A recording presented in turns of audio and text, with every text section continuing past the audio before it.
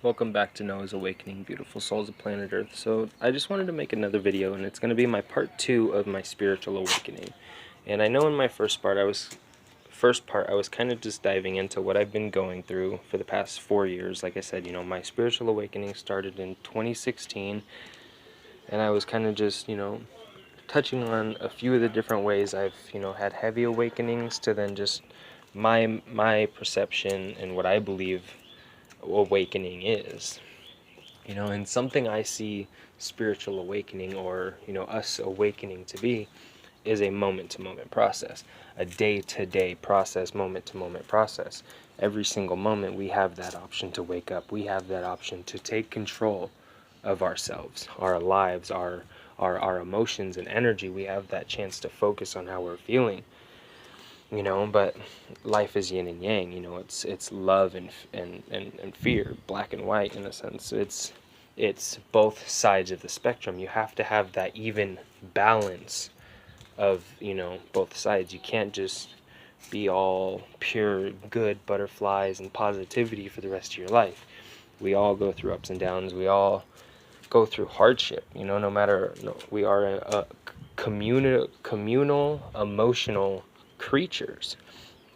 So no matter what we say, we're still going to go through situations that bring out emotions in us that we don't like, or that in a sense are hard for us. People pass away, we lose things, from physical to mental to whatever it may be, people, situations, things happen that are hard for us, and whether it's easy or hard for us to accept, that's where focusing on how we're feeling starts. Because we can react in ways we don't like or we don't even believe.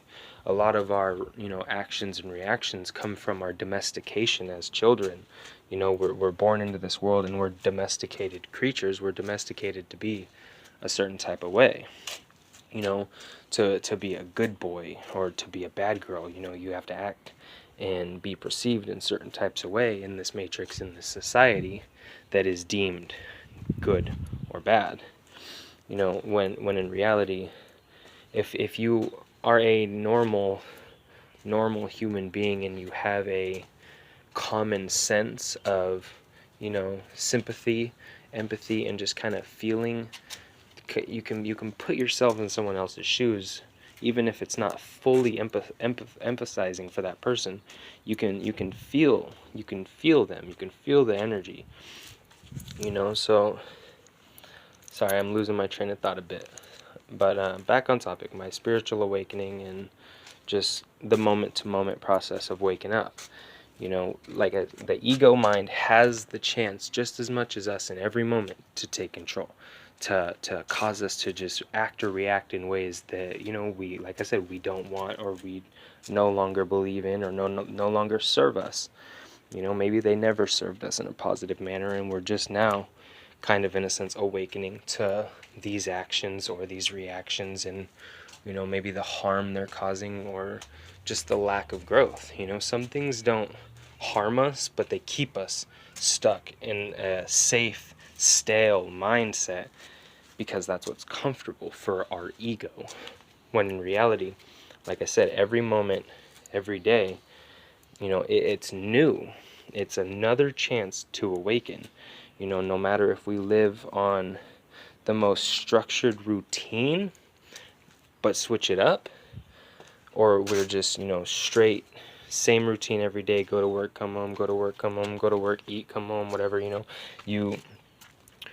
can fail to see that every day or every moment is new, especially when we're reliving, in a sense, the same day over and over again. This still teaches us. There's still things to learn. I have worked a 9-to-5 job for 3 years straight, the same job. I haven't actually worked it in the past 6 months. I've been taking care of my family, building my family, doing what I need to make sure that we are set and stable and going to be safe, but not trying to get this more and more and more and more and more and more and more and more. No, simply live with what you need, give back, take what you need, give back, and just know and trust that life is going to be okay. If you're putting out that love and that positivity and taking care of yourself and taking care of nature and life, life is abundance and nature will serve us. We are a part of nature. Nature is abundance, and humans are greedy creatures who want nothing but more and faster, and that's why it's gotten us to this state of the world that we're in, with this lockdown and just all the different technology, the 5G that's coming out that is, killing us. It's just more intense forms of what we've been doing. 4G, all this stuff we already have is distracting us and killing us and cancer causing from the water we drink with the fluoride and all these different chemicals in it, decalcifying our pineal glands and just shutting us down, to the GMO processed foods we eat, which are, literally cancerous, and just they're pure poison and cancer to our bodies. Not to mention that a lot of it is dark, fucking murdered, toxic energy of former creatures, living beautiful creatures on this planet. So we really need to be aware of what we're doing as much as what we're thinking. Everything plays into how we're feeling, from what we eat, what we drink, to how we think and how we perceive. And that's what spiritual awakening in my perception is. And that like I said, it's not just instantly positivity and butterflies and cake for the rest of your life. No, it's trials and tribulation. You're gonna go through your downs, but that's where we learn the most. The hardest and most traumatic situations are what teach us the most as individual souls in this life. Nobody is you, and nobody goes through the exact same trials and tribulations that we go through. Nobody is put through the same mental, physical, and spiritual line of a path that we are on. We are each on our own path, but we are all here together, and we are all here to love and awaken together and to help each other. And that goes back to, like I say, you can't give anything you don't have. And that's something I didn't have in the beginning. 4 years ago was a lot of understanding at all for myself. I had no understanding for myself. I didn't really have any compassion for myself. And you need that before forgiveness. All the things that we do or that is done to us in the past, we hold on to that energy. That the past is dead. It has ceased to exist. It is gone. That energy is no more. But what holds on to that energy is the human mind. That is the strongest tool we have. So we can transcend this energy and turn it into a tool to help us grow, or we can, let it eat us away, whatever it may be. But like I keep saying, we have that choice in every moment to awaken, to take back that control, and to simply just focus on our lives and giving and receiving, because that's what life's about. When I say humans are greedy, selfish, vicious creatures, it's because we just want and want and want. How many people will go and give money to someone in need, or to even somebody kind of in need, without wanting something in return? Personally, 99 to 98% of humans in this matrix will not. Even if we do a generous, aspect or a generous thing, we still want something in return, instead of just going with life and trusting that life will give us what we need. That's not going out of your way to, take all that you have and give it to someone else, and now you have nothing. No, maybe you got, a good 50-50 amount, and they need a little bit. So you can share some, and that you don't need to perceive it in a greedy manner, like, oh, I better get something back, or I hope I get something back. Like, no, why don't you feel good that you did something good, And that even comes down to like recording it, or even simply telling people that you did it and hoping for that reinforcement. instead of just giving it to yourself, we can simply just know that we did it, feel like a good person. That person or whoever else, maybe they're not too good at expressing, or maybe they are. They know we helped, and we know. That's a positive thing. It doesn't need to be known. You don't need to up your social status to become this positive person. It's not about perception.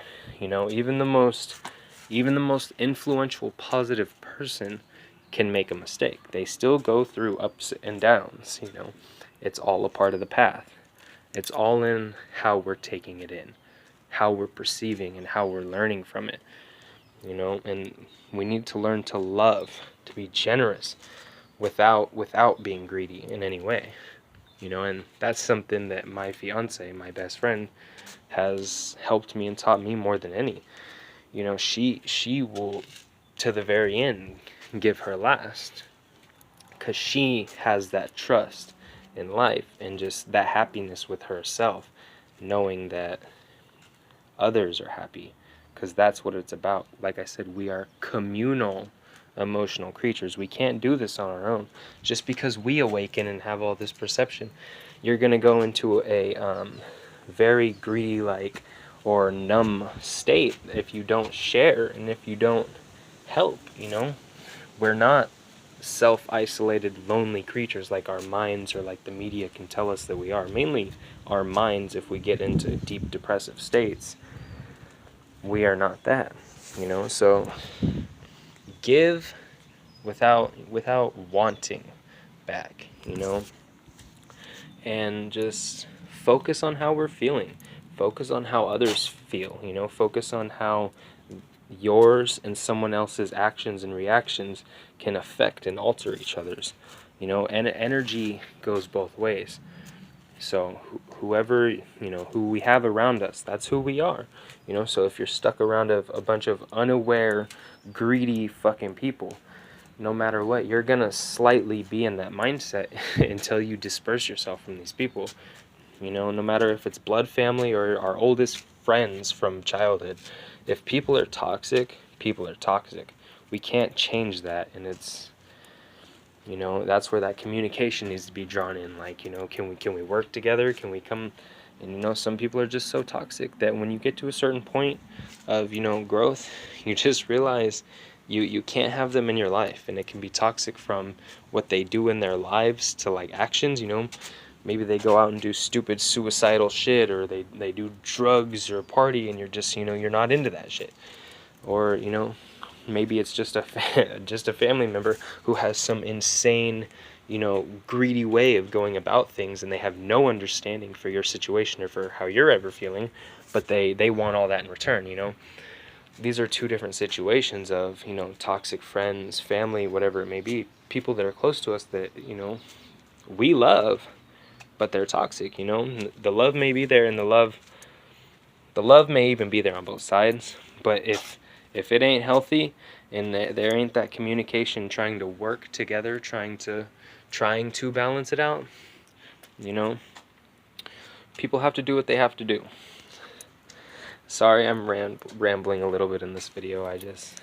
I know my first spiritual awakening video might have been all over the place, but I didn't touch too much on a lot. I kind of just was touching on the different ways of awakening and my perceptions of it and stuff like that. So I hope me diving in a little deeper can help some more people out there, and I might end up making a part 3 video on this. I have wanted to talk about this type of stuff for a long time, and I've really only talked about it to my fiance, my best friend, the one person that I've found in this world who has an understanding like me. 98% of us in this matrix, we're unaware to it. We're asleep. We're bots to what's going on, and we feel we have no control, and we're just, like I say, very active and reactive. And for people that do awaken and that are in every moment trying to better themselves and their lives, we have that understanding. Even if somebody needs to go or some situation no longer serves us, we can have that understanding that it's okay, and like I say, I've never met another person like me or like my fiance, so I've never been in a situation with two people that are, are grown enough to be like, this isn't healthy and we need to go to better ourselves in different ways. It's only been a bunch of bots and sleep people who come at me, or they just have no understanding to what I'm doing and the distance I might need to put, and it might even be just a little bit of distance at first, but due to how they react and their inconsideracy, it turned into lifelong distance, because that's something we just only we know what we can allow in and what we can fully take in this life. And if we're taking a lot of negativity and heavy emotions from other people, especially that are lacking empathy or understanding, we're not going to be doing good in those situations. Even if, like I said, even if the love is there, it could be a family member, it could be your mother. But if they're not healthy and they're toxic is toxic, blood or not, it doesn't matter. And some people just have to go.